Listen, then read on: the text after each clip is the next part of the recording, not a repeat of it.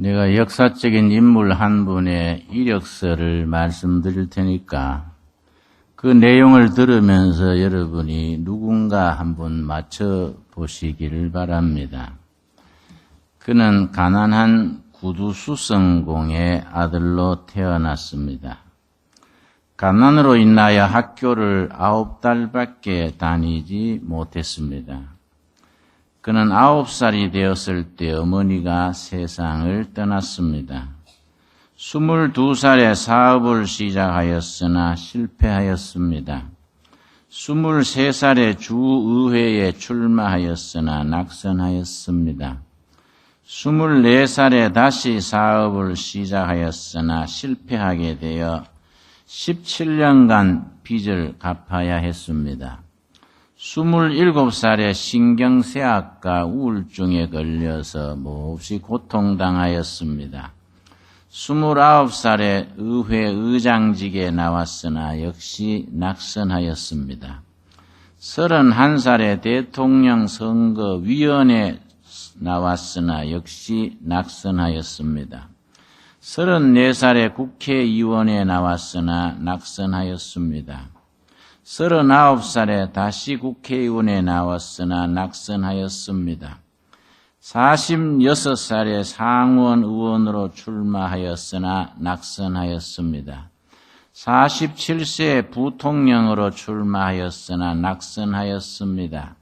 49살에 상원 의원에 다시 출마하였으나 낙선하였습니다. 51살에 대통령에 출마하여 드디어 당선이 되었습니다. 그리고 최고의 대통령이 되었습니다. 여러분 누구겠습니까? 네, 아브라함 링컨입니다.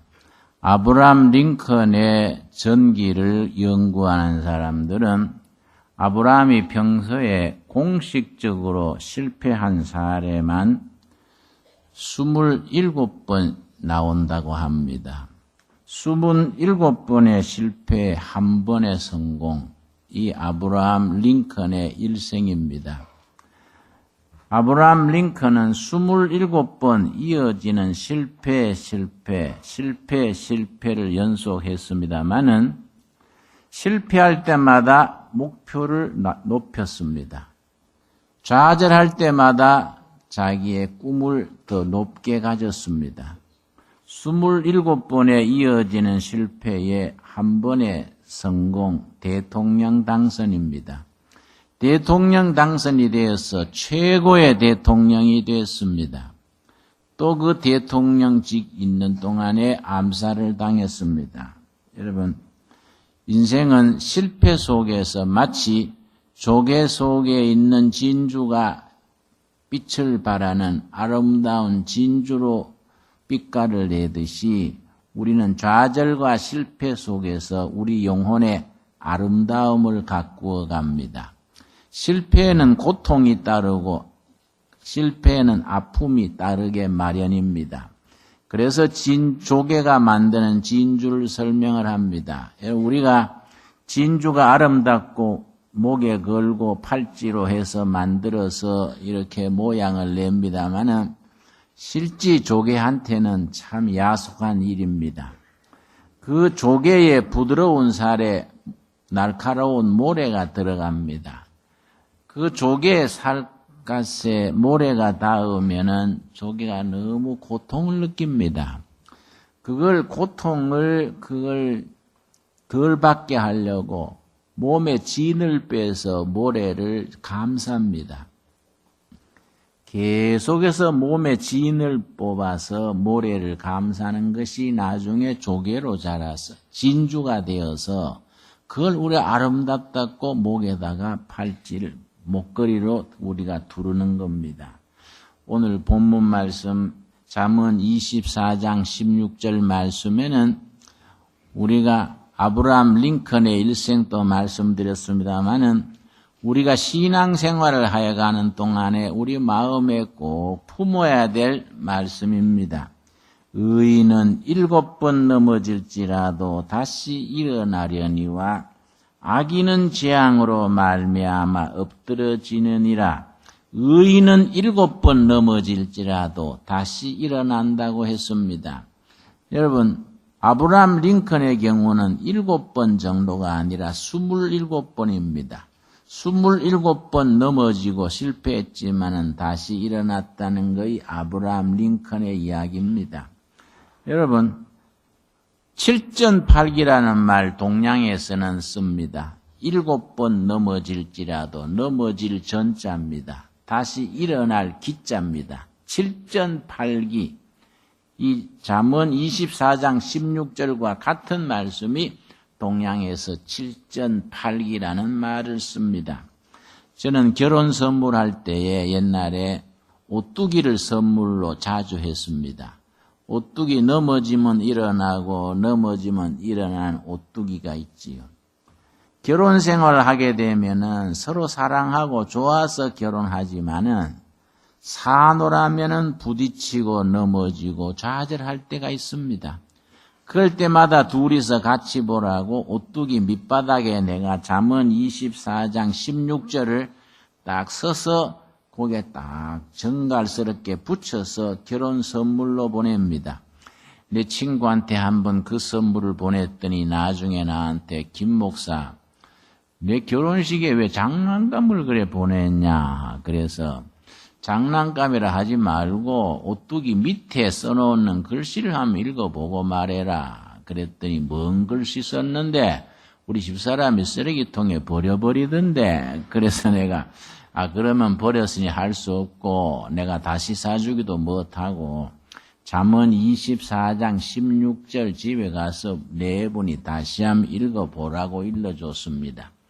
그랬더니 나중에 전화가 왔어요. 그 참 좋은 선물했는데 우리가 미처 모르고 버렸구만. 그때 그 오뚜기 밑에 성경 말씀 적었다고 그 말도 해줬어야지. 내가 그런 말을 들은 적이 있습니다. 의인은 7번 넘어질지라도 다시 일어나듯이 우리의 신앙은 오뚜기 신앙입니다. 인생살이가 우리가 예수 믿고 축복받았다 그래서 고속도로로 쭉 달려서 세종로로 들어가서 주황통으로 가는 그런 인생길이 아닙니다. 우리가 은혜 받고 예수 믿고 성령 받아도 우리는 오뚜기 신앙입니다. 때로는 넘어지고 좌절하고 아픔을 겪게 마련입니다. 그 속에서 우리가 하나님의 손길을 체험하게 되고 그 속에서 조개 속에서 진주가 가꾸어지듯이 우리 정금 같은 진주 같은 믿음의 사람으로 그런 인격으로 성화가 되어가게 됩니다. 일본 동지사 대학을 설립하신 분은 니시시마 박사입니다. 니시시마 박사. 어느 날 창세기 1장 1절을 우연히 읽다가 거기에 마음에 탁 부딪히는 바가 있었습니다. 태초에 하나님이 천지를 창조하시니라. 우리가 너무나 익히 잘 아는 평범한 창세기 1장 1절입니다. 태초에 하나님이 천지를 창조하시니라. 이 말씀을 느히미야 박사가 우연히 읽고 가만히 묵상에 잠겼습니다. 태초에 하나님이 천지를 창조하신 그 사건 속에 우주 만물이 깃들어 있는 것인데 신앙이라는 것이 복잡한 것이 아닌데 과학이 만든 달력의 하루하루로 시작하는 것이 아니라 하나님이 만드신 하루하루를 날마다 우리가 맞이하게 되는 것인데 그것이 사느냐 죽느냐는 것보다 더 엄청난 차이가 아닌가. 우리가 달력을 대할 때마다 달력에서 나오는 하루하루를 시작하는 게 아니다요. 하나님이 지으신 하루하루를 우리가 맞이하는 것이다 이거죠. 그냥 카렌다에 나오는 하루하루를 맞이하고 사는 것과 하나님이 지으신 하루하루를 대하고 사는 것 사이가 사느냐 죽느냐는 것만큼 엄청난 차이가 나는 것이 아닌가. 니시시마 교수가 이걸 생각했습니다. 이 한 구절 태초에 하나님이 천지를 창조하시니라. 요 한 구절을 그대로 받아들일 수 있다면은 성경 66권을 그대로 받아들이는 것인데 이렇게 생각을 깊이 하다가 눈물을 흘리게 됐습니다. 이윽고 눈물을 줄줄 흘리면서 무릎을 꿇고 하나님 앞에 엎드렸습니다. 세상을 지으신 그 하나님의 그 신비 앞에, 태초에 천지를 창조하신 그 하나님의 신비, 그 신비 앞에 무릎을 꿇었습니다. 그러고 남긴 글이 있습니다. 하나님이 천지를 지으신 그 신비, 그 하나님께서 우리에게 성공과 축복만을 주신 하나님이 아닙니다. 실패와 고난까지도 하나님이 주신 선물로 받을 수 있는, 실패와 고난도 하나님이 주신 선물로 받을 수 있는, 감사할 수 있는 신앙, 이것이 우리들의 신앙이다. 니시시마 교수가 남긴 글입니다. 여러분, 오늘 신약에서 읽은 같은 말씀, 히브리서 12장 6절을 다 같이 찾겠습니다. 히브리서 12장 6절입니다. 우리 연단받는 신앙, 고난 속에서 다져지고 여물어지고 조개 속에 진주같이 빛나는 신앙에 대하여 히브리서 12장 6절에서 13절까지 너무나 소중한 말씀이 기록되어 있습니다. 이런 말씀은 우리가 암송해 볼 필요가 있습니다. 평소에 잠들기 전이나 자동차 운전하면서도 무슨 집안 청소하면서도 히브리서 12장 6절에서 13절까지 이 말씀은 줄줄줄줄 그렇게 우리가 암송할 필요가 있는 소중한 말씀입니다. 6절 말씀, 주께서 그 사랑하시는 자를 뭐라 그랬습니까? 징계, 고개 줄을 치고 훈련이란 토를 답시다. 징계란 말은 훈련입니다. 훈련. 영어 성경문에는 디시플린, 사람대라고 인간대라고 훈련시키는 훈련입니다. 기술 훈련, 체육 훈련이 아니라 우리 영육 간에 인간이 인간답게 되라고 훈련시키는 디시플린. 하나님께서 사랑하시는 자를 훈련시키시고 그가 받아들이는 아들마다 뭐라 하셨습니까? 채찍질 하심이라 하셨으니 사랑의 채찍입니다. 사람 되게 하려고 사랑으로 채찍질 하십니다. 하나님이 꾸지람하는 채찍질 하십니다. 정신 차리고 회개하고 바로 서라는 채찍질을 가하십니다. 7절 말씀, 너희가 참는 것은 참음은 훈련을 받기 위함이라. 하나님이 아들과 같이 너희를 대우하시나니 어찌 아버지가 훈련시키지 않는, 징계하지 않는 아들이 있으리요. 여러분, 8절 말씀 우리 같이 읽겠습니다. 징계는 다 받는 것이거늘 너희에게 없으면 사생자요 친아들이 아니니라. 하나님 아버지께서 우리를 사랑하시기 때문에 훈련의 골짜기를 거치게 하십니다. 그 훈련의 골짜기를 거치는 그 채찍질과 훈련이 없다면 영적으로 고하고 우리가 친자식이 아니라는 겁니다. 어떤 분이 글을 쓰기를 인류 역사에 큰 업적을 남긴 300명을 뽑아서 그 사람들의 생을 쭉 검토하였더니 이상하게 인류 역사의 300명 큰 인물들 중에 고아들이 그렇게 많더라는 겁니다. 고아로서 자라면서 역경을 통해서 그 돌파력을 지니게 되고 남다른 목표를 지니게 되고 고아로 살아가면서 인생의 역경을 돌파하는 힘을 얻어서 인류 역사에 큰 업적을 남겼다. 그런 글을 썼었습니다.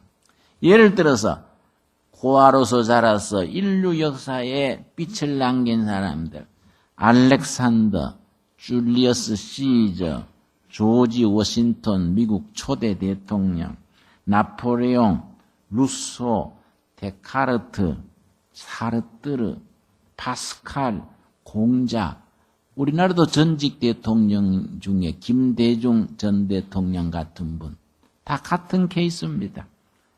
역경과 시련 속에서 남다른 뜻을 세우고 투지를 배우고 업적을 남기는 겁니다. 여러분, 우리가 정말 하나님이 우리의 영의 아버지이기 때문에 훈련과 채찍질, 고난과 실패를 통해서 우리를 성숙으로 나아가게 하십니다. 9절 말씀, 히브리서 12장 9절 말씀.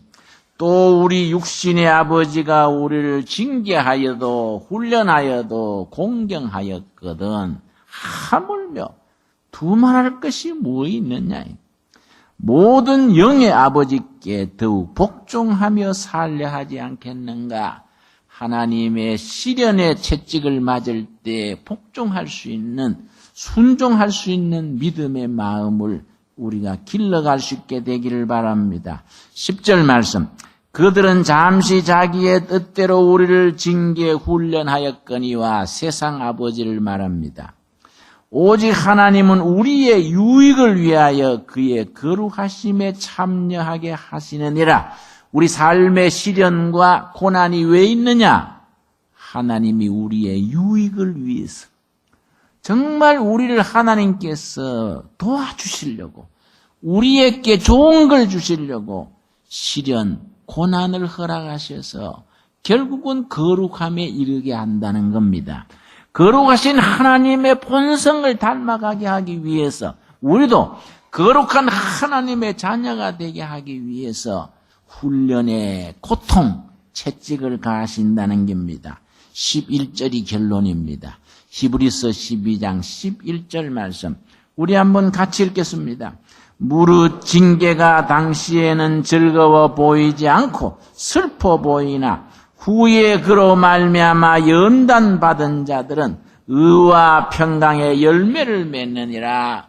결국은 흔들리지 않는 부동심, 바람이 불고 파도가 치고 태풍이 불어도 흔들리지 않는 마음, 의와 평강의 자리에 세상을 초탈할 수 있는 그런 영의 자리에까지 나아가게 된다는 겁니다. 여러분, 우리가 사노라면은 얼마나 고달프고 힘드는 일이 많습니까? 인생 살아오면서 지난 날을 돌이켜 보십시오. 그때 그 고비를 어떻게 넘겼던가, 그 시련을 어떻게 넘겼던가. 여러분, 아까 아브라함 링컨 대통령이 24살에 사업을 시작했다가 실패해서 빚을 17년간 갚았다 그랬지요. 나는 링컨의 그 사정을 잘 이해합니다. 제가 남양만에서 농민 돕는다고 소사업, 돼지단지, 새마을 공장 요란스럽게 벌렸다가 실패했습니다. 내가 써서 실패한 게 아니라 주민대표, 교인대표 세워가지고 사업을 수억짜리를 하다가 다 떨어먹고 실패했습니다. 여러분, 그 빚을 하나하나 갚느라고 완전히 빚을 다 갚은 것이 작년 4월 달입니다. 79년에 있었던 일을 여러분 2008년에 가서 마무리가 완전히 됐습니다. 그래서 내가 아브라함 링컨의 그 경우를 잘 이해를 합니다. 여러분, 그런 속에서 하나님께서 우리로 하여금 성숙되게 하시고 거룩한 자리에 오르게 하시고 의와 평강을 누리게 하는 축복의 자리로 인도하시는 겁니다. 여러분, 이 말씀에 아멘이 됩니까? 여러분, 히브리서 12장 11절 말씀 우리 한번 다시 마음을 열고 오늘 우리에게 주시는 말씀으로 다시 한번 같이 읽을 수 있기를 바랍니다.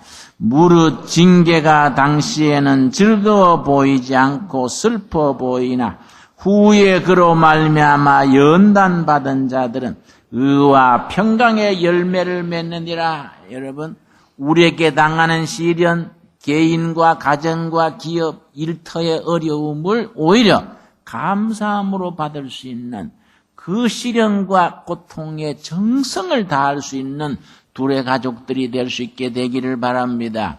여러분, 고구려 시대부터 전해오는 이야기가 있습니다. 한 남편이 전쟁편에 나갔다가 그때는 수자리 그럽니다. 군에 가는 걸 수자리로 간다 그럽니다. 남편이 수자리 갔다 와가지고 마음의 병이 들어가지고 방에만 콕 처박혀서 사람을 기피하고 얼굴에 웃음이 없는 겁니다.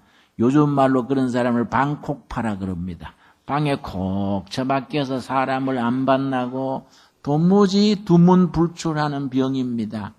남편이 군에 갔다 와서 수자리 갔다 와서 방콕파가 됐습니다. 그 아내가 너무너무 답답해서 아주 현자를 찾아갔습니다. 아주 현인을 찾아가서 자기 남편 사정을 낱낱이 고했더니 그 현자가 뭘 하시는가 하니 살아있는 호랑이의 턱수염 하나가 있으면 남편을 고칠 수 있다 그랬습니다. 그 부인이 그날부터 고민하는 겁니다. 죽은 호랑이 턱수염 같으면 구할 수 있는데 살아있는 호랑이 턱수염을 어떻게 구하는가. 자기 사랑하는 남편을 고치기 위해서 그걸 밤낮 궁리를 했습니다. 그래서 호랑이가 다니는 길목이 있습니다. 산돼지는 산돼지 길이 있고 토끼도 토끼 길이 있습니다. 호랑이도 다니는 길이 있습니다. 호랑이 다니는 길에 호랑이가 좋아하는 음식을 장만해가지고 거기에 놓고 멀찍이서 기다렸습니다. 호랑이가 그걸 먹는 걸 확인했습니다. 그 다음들은 또 호랑이 좋아하는 음식 갖다 놓고 조금 더 앞으로 갔습니다. 매일 날마다 조금씩 가까이 가는 겁니다. 6개월을 그렇게 했습니다. 6개월을 그렇게 했더니 호랑이가 식사하는 동안 옆에 서 있어도 호랑이가 그냥 아무 일 없었습니다. 다시 6개월 동안 공을 들여가지고 호랑이 목을 만질 만큼 됐습니다. 호랑이 목을 쓰다듬어도 호랑이가 가만히 있었습니다. 그때 수염을 하나 뽑았습니다. 그래가지고 그 현자를 다시 찾아가서 지가 살아있는 호랑이 수염 구해왔습니다. 그러니까 어떻게 구했느냐 물었습니다. 이만저만 이렇게 호랑이 다니는 길목에 음식 갖다 놓고 1년간 공을 들였구만요. 그랬더니 그 현자가 뭐라 그랬냐면은 그래. 살아있는 호랑이 수염 뽑는 그 마음으로 남편한테 지성을 다하면 남편이 고쳐질 거요. 그게 약입니다. 그게 처방입니다. 그때 그 부인이 깨닫고요. 호랑이 수염 뽑는 그 정성을 가지고 남편을 받들었습니다. 드디어 1년 지나지 않아서 남편이 마음이 열리고 수자리 갔다가 생긴 마음의 병이 고쳐지고 행복한 가정을 이루었다는 그 고구려 시대의 민화가 전해주고 있습니다. 여러분, 우리가 사노라면 온갖 일을 다 당합니다. 시편 기자가 뭐라 그랬습니까? 시편 42편 1절을 보겠습니다. 시편 42편 1절. 예나 지금이나 하나님을 섬기며 사는 한평생의 삶이 쉽지를 않습니다.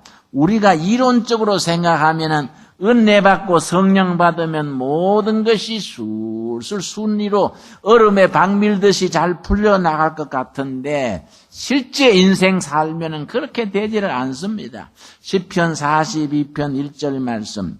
우리가 진실로 고난 중에서 역경 중에서 어떤 시련 속에서도 살아계신 하나님을 신뢰하고 그 고난의 밑바닥에서 우리가 하나님의 손길을 체험하는 간절한 마음, 그 마음을 하나님은 기다리고 계십니다. 42장 1절 한번 같이 읽겠습니다.